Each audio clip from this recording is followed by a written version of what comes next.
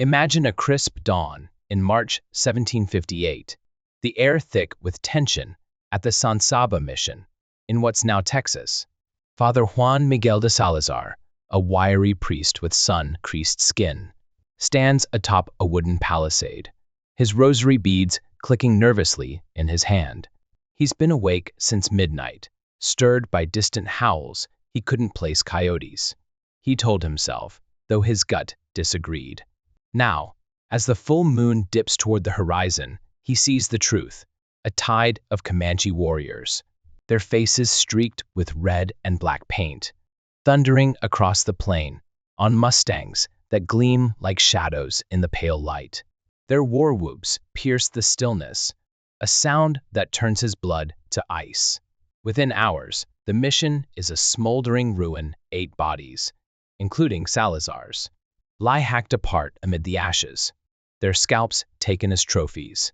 This isn't a random raid, it's a calculated strike, the culmination of a trap set by the Apache, who dangled the Spanish like bait in a war that's been brewing for over a century. What began with a stolen horse in the dusty arroyos of New Mexico explodes into a slaughterhouse that stains the Great Plains red for generations, pitting 2 relentless tribes against each other and everyone caught in between. Let's rewind to the late 1500s, where the roots of this carnage take hold. Picture the Eastern Apache in 1598, lords of the southern Great Plains, a land teeming with life. The buffalo herds here are a marvel, 30 to 60 million strong, their hoofbeats rumbling like thunder across the horizon. These shaggy giants aren't just food, they're the backbone of power, meat for sustenance, hides for shelter, bones for tools, sinew for bows. The Apache don't waste this bounty. Along the Rio Grande's muddy banks, they plant maize and squash, their adobe villages sprouting like stubborn weeds in the sun-baked earth. They've cracked the code, half-settled farmers, half-nomadic hunters. They wield the plains' riches with a grip that seems unbreakable. Their warriors, lean and scarred, ride out on foot to track buffalo, their obsidian-tipped arrows felling beasts with precision. By the turn of the century, they're the undisputed kings of this domain. Their camps alive with the laughter of children and the crackle of cook fires. Meanwhile, hundreds of miles north, the Comanches scrape by in a world that's anything but kind. It's 1600, and they're outcasts, shoved to the eastern fringes of the Rockies by stronger tribes, Apache included, who've claimed every scrap of decent land. Their territory is a jagged scar of stone and scrub, too harsh for farming, too sparse for buffalo. They're a small band then, maybe a few thousand, their hide teepees patched and ragged, their bellies often empty.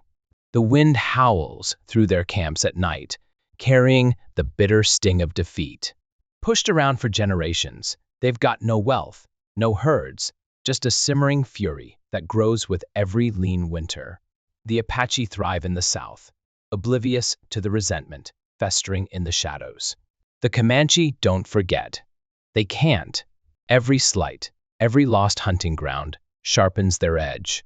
They're weak now, but weakness doesn't last forever, not when fate's about to deal them a wild card. Enter the Spanish, crashing onto the scene like a storm in 1598. Juan de Onate, a conquistador with a steel glint in his eye, leads an army north from Mexico, fresh off Cortez's triumph over the Aztecs. He's got 500 men, clad in dented armor, dragging cannons and 1,000 horses sleek. Powerful mustangs bred for war.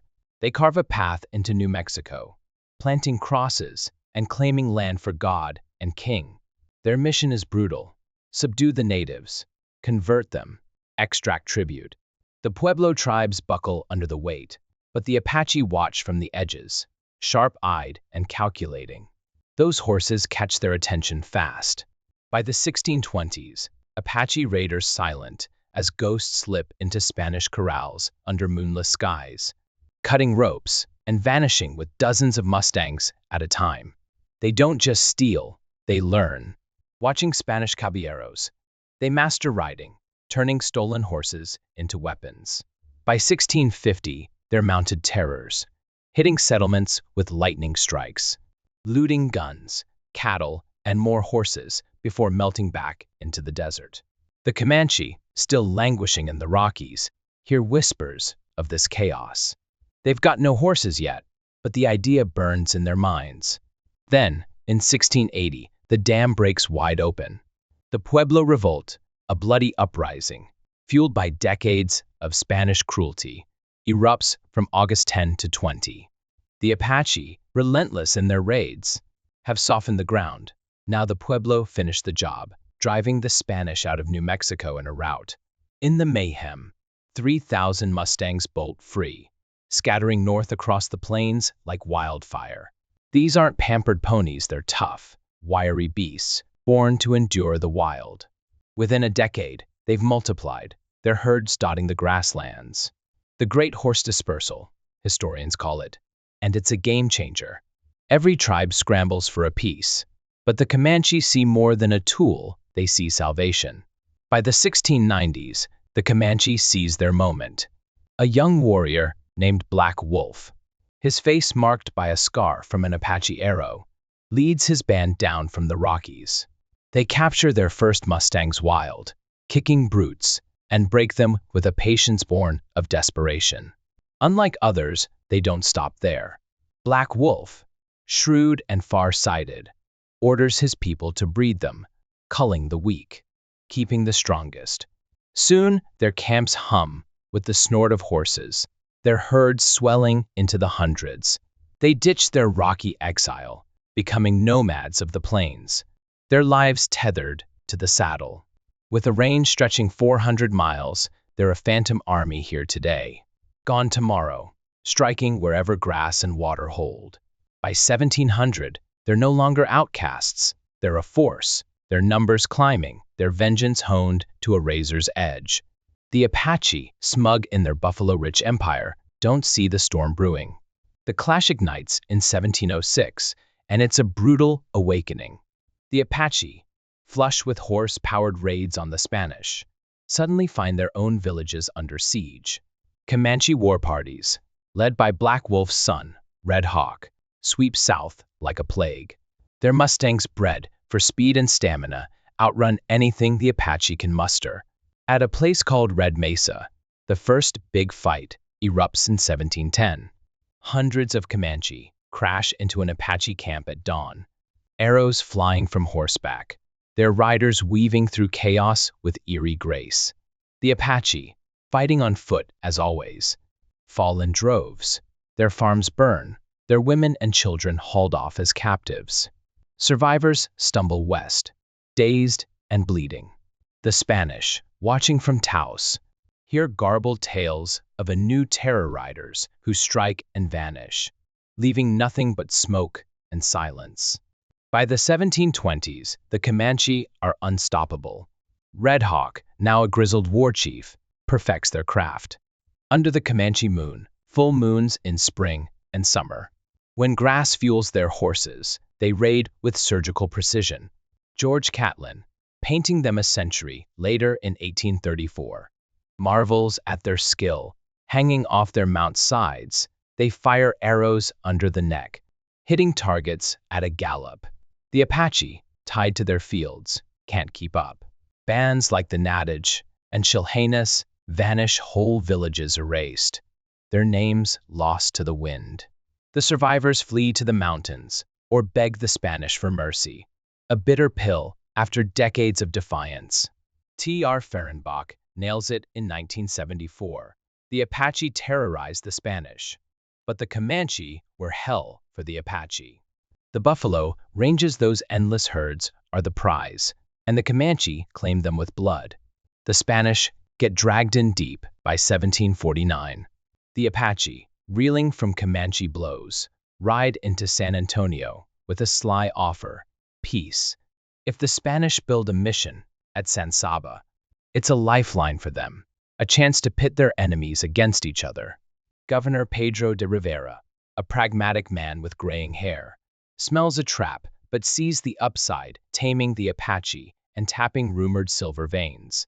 In 1757, he sends 120 soldiers, priests like Father Salazar, and 2,500 animals to erect the mission and a presidio 2 miles off. The Apache drop by, take gifts, and promise to settle, then disappear. Rivera's suspicions grow, but it's too late. On March 16, 1758, the Comanche strike, 800 strong, their war cries shattering the night. They trick the gates open with feigned friendliness, then unleash hell, slashing, burning, scalping. Salazar's last prayer is cut short by a tomahawk. The presidio holds, but the mission's a graveyard. Rivera retaliates in 1759, marching 1,100 men, including 150 Apache to the Red River. It's a fiasco. Outnumbered 3-1 by Comanche under Red Hawk's son, White Lance. They're ambushed in a canyon. Cannons jam in the mud. Apache scouts bolt, and the Spanish flee, leaving gear and pride behind. San Saba's a disaster for everyone. The Apache lose their buffer, the Spanish lose face, and the Comanche tighten their grip. By the 1760s, White Lance pushes south, torching ranches from Texas to Chihuahua. Spanish settlers call it the Devil's Season. Villages razed, captives tortured, Mustangs vanishing into the night. Governor Tomás Velez Cachupan, in Santa Fe, writes in 1765, "We're bleeding dry, they strike like ghosts." Relief comes in 1779, when Juan Bautista de Anza, a Basque soldier with a scar across his jaw, turns the tide. At Black Mesa, he lures a Comanche band into a trap, using their own mounted tactics, 50 dead in an hour. It's a wake-up call. Anza plays the long game, freeing captives with peace offers, chipping away at Comanche resolve. In 1786, at Pecos, he brokers a deal, no more raids, open trade, and a pact to hunt the Apache together. White Lance, aging but cunning, agrees, seeing profit in peace. On March 3, 1791, their alliance strikes gold. 900 Spanish and Comanche corner the Mescalero Apache at Dead Man's Gulch. It's a slaughter, 400 Apache dead, their camps gutted. The Mescalero scatter to the deserts, their plains days done. From 1790 to 1820, the Comanche reign supreme, 25,000 strong. Their empire spans from Kansas to Mexico. Peace with Spain holds until 1821, when Mexico breaks free. But the Comanche don't care about flags. The Apache, battered but defiant, carve a new life in the mountains, outlasting their foes. By the 1870s, American guns and smallpox cut the Comanche down, ending their saga. The plains fall silent, but the echoes of their war, born from a stolen horse and fueled by buffalo, linger in the dust. Britain's 1994 line fits. Every Comanche hated every Apache. It's a tale of grit, betrayal, and the wild heart of a land untamed.